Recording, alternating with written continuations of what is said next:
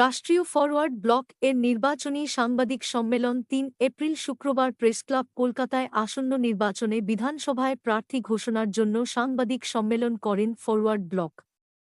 নেতাজি সুভাষ বন্দ্যোপাধ্যায়ের আদর্শ ও স্বপ্নে অনুপ্রাণিত হয়ে জাতীয় রাষ্ট্রীয় ফরওয়ার্ড ব্লক বিআরএফবি সততার সাথে জনগণের সেবা করার এবং জাতি প্রথম নীতি অনুসরণের অঙ্গীকার পুনর্ব্যক্ত করছে।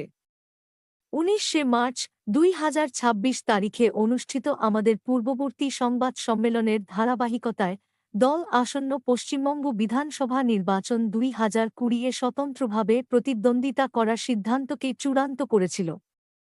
এই সিদ্ধান্তটি একটি বিশ্বাসযোগ্য ও প্রতিদ্বন্দ্বিতামূলক বিকল্প উপস্থাপনের প্রতি আমাদের দৃঢ় বিশ্বাসকে প্রতিফলিত করে, যা স্বচ্ছতা, জবাবদিহিতা এবং প্রকৃত গণতন্ত্রকে সমুন্নত রাখে।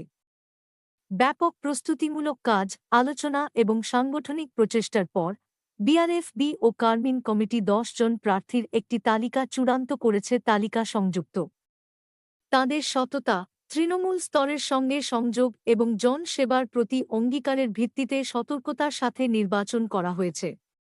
১৯.০ প্রার্থীরা তাঁদের নিজ নিজ এলাকায় ব্যাপকভাবে সম্মানিত।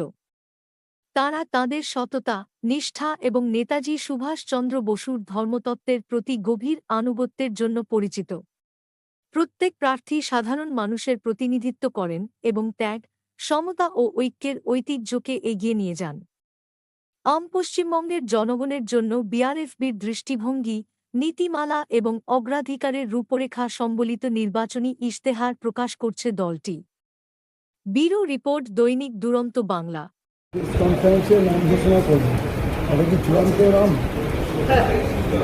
আজকে আমরা পার্টির পক্ষ থেকে প্রথমে নির্বাচনী ইশতেহারটা প্রকাশ করলাম।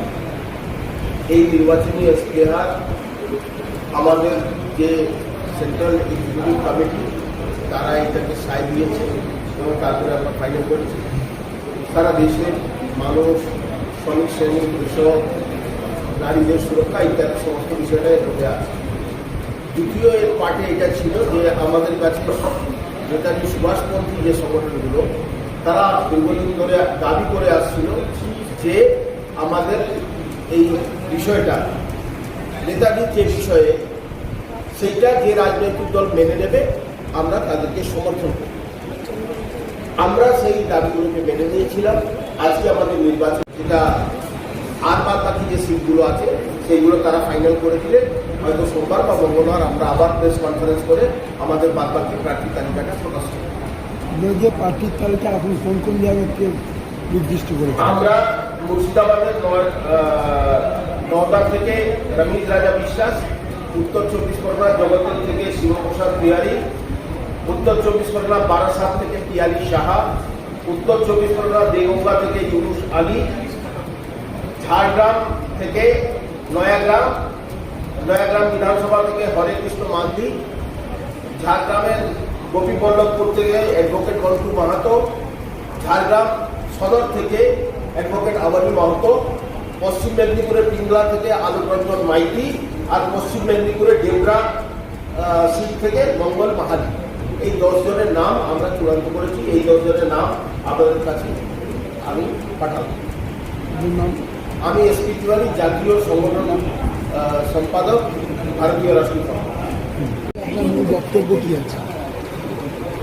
আমাদের তো বলে দেওয়া হয়েছে যে আমাদের নির্বাচনী কমিটি আছে, অনেক চিন্তা ভাবনা করে একটা সিদ্ধান্ত নিয়ে সেই জায়গায় দাঁড়িয়ে আমাদের পার্টির অনঘা এসপি তিওয়ারি কিন্তু বলেই দিয়েছে সমস্ত বিষয়টা, নতুন করে করার কিছু নেই ব্যাপারটা, তাই না?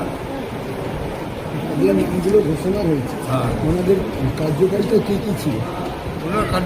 ওনাদের কার্যকারিতা সংগঠনের লোক, সমাজসেবী, মানুষের কী বলে বিপদে আপদে গিয়ে দাঁড়ান, এই সবগুলো আমরা পুঙ্খানুপুঙ্খ বিচার করে আমরা এটাকে স্ট্যান্ড বাই নিয়েছি। আমার নাম অভয় শর্মা, আমি সাধারণ সম্পাদক, ভারতীয় রাষ্ট্রীয় কংগ্রেস।